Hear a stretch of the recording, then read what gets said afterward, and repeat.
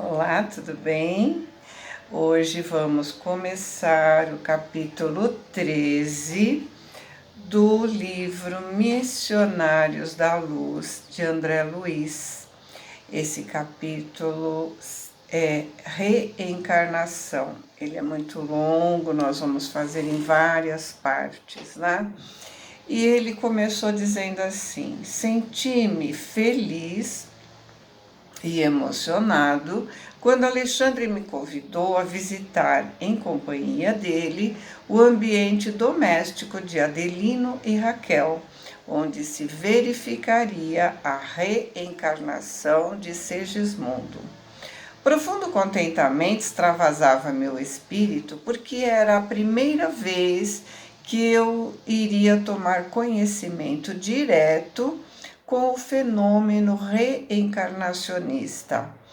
Desde os primeiros tempos de estudo no campo da medicina, me fascinavam as leis biogenéticas.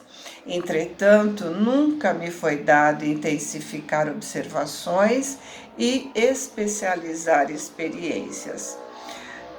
Na colônia espiritual a que me conduziram, a providência de Deus e a generosa intercessão dos amigos, muita vez recebi lições referentes ao assunto, mas até então nunca vi de perto o processo de imersão da entidade desencarnada no campo da matéria densa.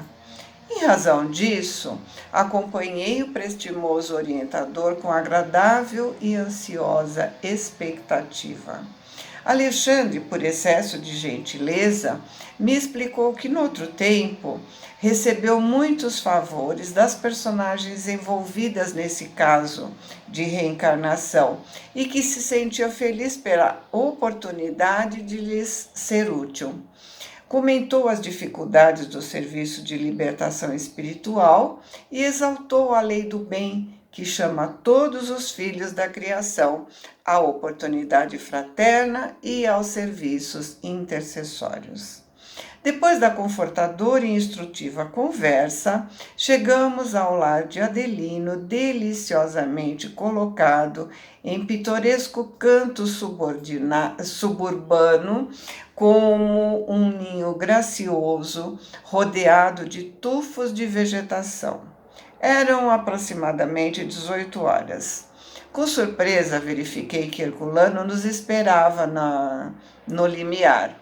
Porém, o instrutor me informou que havia notificado o amigo sobre a nossa visita, recomendando que trouxesse Segismundo para o trabalho de aproximação.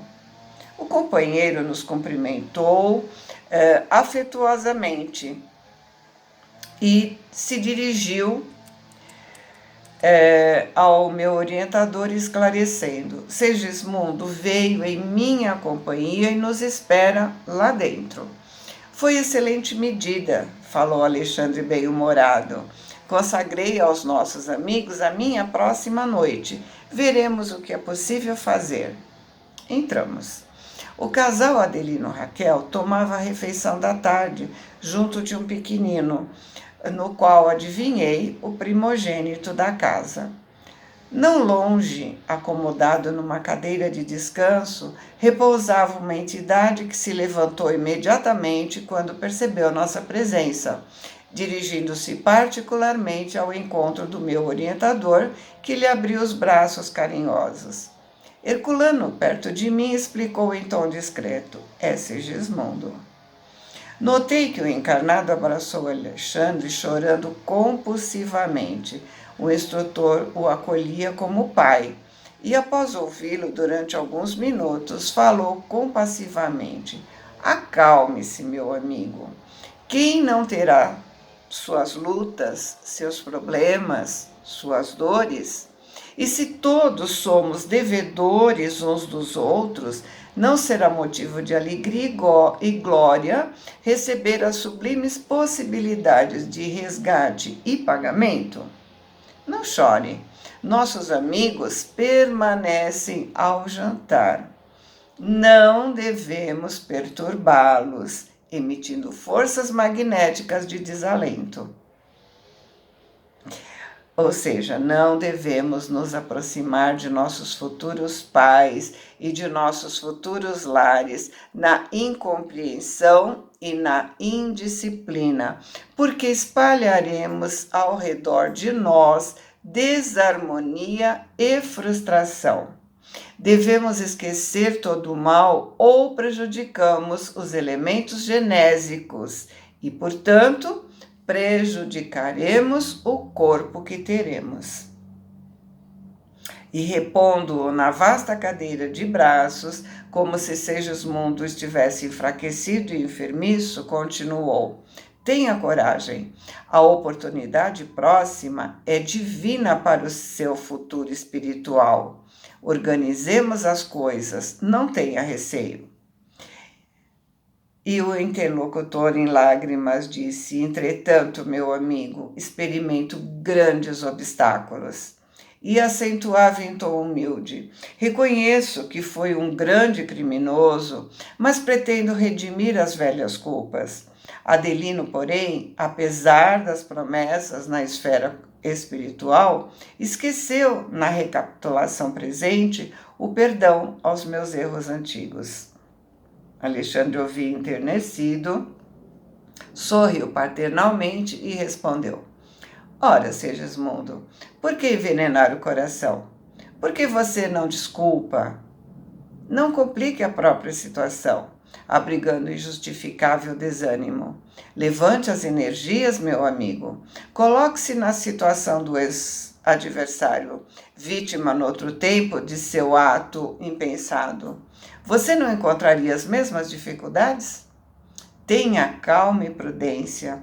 Não perca a bendita ocasião de tolerar alguma coisa desagradável ao seu sentimento, a fim de reparar o passado e atender às necessidades do presente. Vamos, equilibre-se. O momento é de gratidão a Deus e de harmonia com os semelhantes. Segismundo enxugou os olhos, sorriu com esforço e murmurou: tem razão. Aqui, pessoal, convém lembrar a questão 339 do Livro dos Espíritos. A questão 339 diz assim: no momento de encarnar, o espírito sofre perturbação semelhante à que experimenta ao desencarnar? E os espíritos respondem: muito maior e, sobretudo, mais longa. Pela morte, o espírito sai da escravidão. Pelo nascimento, entra para ela. E faz a seguinte observação: o viajante que embarca sabe a que perigo se lança, mas não sabe se vai naufragar. O mesmo se dá com o espírito. Conhece o gênero das provas a que se submete, mas não sabe se sucumbirá. Assim como para o espírito a morte do corpo é uma espécie de renascimento, a reencarnação é uma espécie de morte, ou antes, de exílio, de clausura. Ele deixa o mundo dos espíritos pelo mundo corporal, como o homem deixa o mundo por aquele. Sabe que reencarnará, como o homem sabe que morrerá, mas como este, com relação à morte, o espírito só no instante supremo, quando chegou o momento predestinado, tem consciência de que vai reencarnar. Então, entra em agonia. Dele se apodera a perturbação, que se prolonga até a nova existência, se ache positivamente iniciada. A aproximação do momento de reencarnar sente uma espécie de agonia. E na questão 341, temos na incerteza em que se vê, quanto a eventualidades do seu triunfo nas provas que vai suportar na vida, tem o espírito uma causa de ansiedade antes da reencarnação? E a resposta é: de ansiedade bem grande, pois que as provas de sua existência o retardarão ou o farão avançar conforme as suporte. A ansiedade da alma no momento da reencarnação geralmente é enorme. Ela não tem certeza de sua vitória nas lutas que se destinou a travar. Contudo, se o espírito tem fé em Deus e conhece os ensinamentos de Jesus, a força da confiança irá garantir sua esperança. Bem sabemos que o que passa o espírito reencarnado com a prova de ser um ranceniano que, em muitos casos, é abandonado pelos próprios familiares. É muito duro o desprezo, e esse desprezo avança e atinge a sociedade, mesmo nos dias atuais, quando a medicina oficial os está liberando para que convivam com a família. Ainda falta ainda falta o exemplo dos irmãos desses que sofrem na carne um passado drenador, que derrama no corpo as vibrações criadas por eles mesmos em eras remotas. Onde nos encontramos, façamos o que pudermos pela educação de nós mesmos. Procuremos cortar as arestas daquilo que nos levou aos desatinos do passado, porque é nesse esforço de melhorar que iremos nos renovando pelo bem e nos salvando pela caridade. Não aumentemos o nosso jugo, nem façamos pesado o nosso fardo. As inquietações do espírito para reencarnar, as ansiedades no momento de entrar na carne, bem como também para deixar o corpo físico, é ignorância da vida espiritual e falta de maturidade da alma na posição em que se encontra. Um homem que pretende levar um peso a determinado lugar, quando não o suporta, divide o fardo para levar em 2 ou 3 vezes. Assim também é a alma ao descer para o mundo físico com um corpo. Se ela não suporta as provações que escolheu ou que lhes foram impostas, ela as divide para outras vezes, como faz o viajor comum na terra. Claro que isso não se aplica a todos, como dizemos, né? Cada caso é um caso, nenhum caso é igual. E nesse caso, André nos mostra alguém que já está um pouco evoluído, né? Então vamos continuar. Herculano, que o contemplava compadecido, entrou na conversa, acrescentando: ele tem estado muito abatido, desanimado. E Alexandre, decidido, disse: é natural, porque em tais circunstâncias a criatura sofre certos desequilíbrios em face das necessidades do regresso à carne. Mas Segismundo tem levado muito longe o fenômeno, acentuando os próprios sofrimentos com expectativa e inquietações injustificáveis. Fixando mais detidamente a atenção no casal que se mantinha à mesa, falou afetuoso: observemos Adelino e Raquel. Vejamos a cooperação que podem receber. Acompanhamos em silêncio. O chefe da casa permanecia taciturno, ou seja, calado, triste, né? Conversando com a esposa tão somente por monossílabos. Via-se que a companheira se esforçava, no entanto, ele continuava quase sombrio. E aí ela disse, tentando a conversa, né? Você não efetuou o negócio que esperava? E ele respondeu secamente: não. Mas você continua interessado? Sim. E viajará na próxima semana, caso não se realize o empreendimento até domingo? Talvez. A esposa fez longa pausa, algo desapontada, perguntando em seguida: que desculpa apresenta a companhia em vista de semelhante demora? O marido olhou com frieza e respondeu lacônico: nenhuma. A essa altura, Alexandre fez significativo gesto com a cabeça e falou preocupado. Em verdade, a condição espiritual de Adelino é das piores, porque o sublime amor do altar doméstico anda muito longe.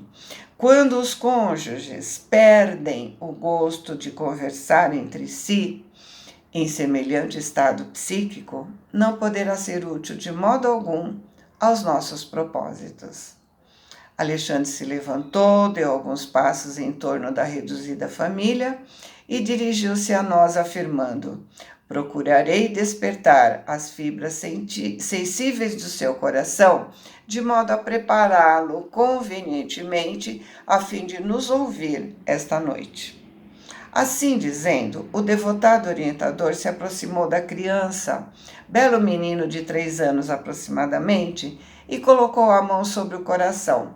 Vi que o pequeno sorriu, mostrando novo brilho nos olhos azuis, e falou com inflexão de infinito carinho: Mamãe, por que o papai está triste? O dono da casa ergueu o rosto com admiração, ao passo que a senhora respondia comovida: Não sei, Joãozinho. Ele deve estar preocupado com os negócios, meu filho. E que negócios, mamãe? Tornou a criança ingênua. O menino olhou a mãezinha com atenção e perguntou: Papai fica alegre nos negócios?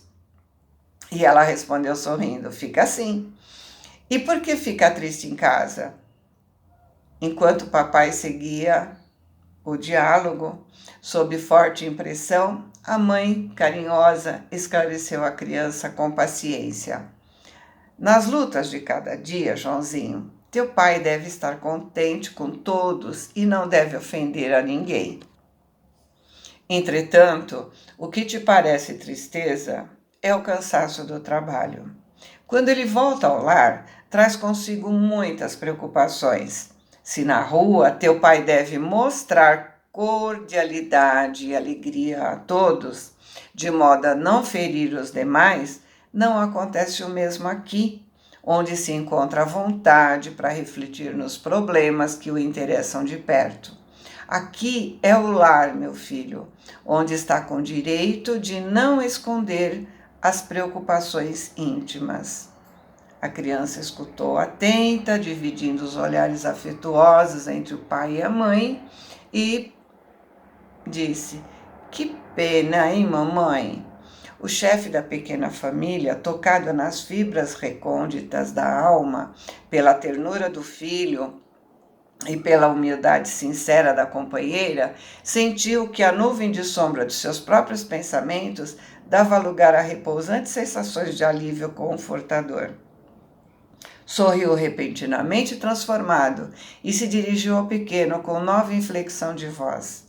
Que ideia é essa, Joãozinho? Não me sinto entristecido. Aliás, estou satisfeitíssimo, como no último dia de nosso passeio na serra. Tua mãe explicou muito bem o que se passa. Quando teu pai estiver silencioso, não quer dizer que se encontra em desalento. Por vezes, é preciso calar para pensar melhor. A dona da casa mostrou largo sorriso de satisfação, observando a mudança brusca do companheiro. O pequeno, por sua vez, não disfarçava alegria no semblante infantil, e assim que o pai terminou as explicações afetuosas, sempre envolvido nas irradiações magnéticas do bondoso instrutor, dirigiu-se novamente ao chefe da casa perguntando: Papai, por que você não vem rezar de noite comigo? O pai trocou o expressivo olhar com a esposa e falou ao pequenino: Tenho tido sempre muito serviço à noite, mas hoje voltarei mais cedo para acompanhar tuas preces. E sorrindo com paternal alegria acrescentou: Você já sabe orar sozinho? O pequeno respondeu satisfeito: Mamãe me ensina todas as noites a rezar por você. Quer ver? E, abandonando o talher, instintivamente olhou para o alto de mãos postas e recitou: Meu Deus, guarda o papai nos caminhos da vida, dá-lhes saúde, tranquilidade e coragem nas lutas de cada dia. assim seja. O pai, que se apresentou tão impenetrável e rude ao princípio, mostrou os olhos rasos d'água, sensibilizado nas fibras mais íntimas, e olhando ternamente o filho, murmurou: está muito adiantado. Hoje, Joãozinho, rezarei também. De alma desanuviada agora, Adelino contemplou a companheira orgulhoso de possuir seu devotamento e acentuou: a conversa do João me fez enorme bem. Trazia o coração desalentado, opresso. Eu mesmo não saberia definir meu estado de alma. Há muitos dias minhas noites são agitadas, cheias de aflições e pesadelos. Tenho sonhado sistematicamente que alguém se aproxima de mim na qualidade de vigoroso inimigo. Por vezes, rendo graças a Deus ao despertar pela manhã, porque me sinto mais à vontade, enfrentando a máscara humana que lutando noite inteira em sonhos cruéis. A esposa admirada observou carinhosa: creio que você deveria descansar um pouco. Comovido diante da delicadeza da mulher, Adelino continuou: tenho tido receio por mim mesmo. Tão logo me acomodo no leito, sinto instintivamente que uma sombra se aproxima de mim. Adormeço sob incrível ansiedade e o pesadelo começa sem que eu saiba explicar conscientemente qualquer coisa. E os sonhos são sempre os mesmos? Perguntou a esposa. Sempre, respondeu ele com emoção. Vejo que um homem se aproxima de mim, estendendo as mãos, à maneira de um mendigo vulgar a implorar socorro. Mas ao ver sua fisionomia, inexplicável terror invade meu espírito. Tenho a impressão de que ele deseja me assassinar pelas costas. Em certas ocasiões, tendo estender as mãos, vencendo a impressão de pavor. Entretanto, fujo sempre num misto de ódio e repugnância, ou seja, ele tem as reminiscências do passado, né? Oh, que pesadelos horríveis e longos! E modificando o tom da voz, acrescentou: admito, esteja eu sob fortes desequilíbrios nervosos, sem atinar com o motivo. E aí ela perguntou afetuosa: por que não se submeter ao necessário tratamento médico? O marido pensou alguns momentos, como se o seu espírito vagueasse através de longas recordações. Em seguida, fixando a companheira nos olhos, muito brilhantes, acentuou: talvez não precise recorrer a médicos. É possível que o nosso filhinho esteja com razão. As lutas grosseiras do mundo impuseram a mim o esquecimento da fé em Deus.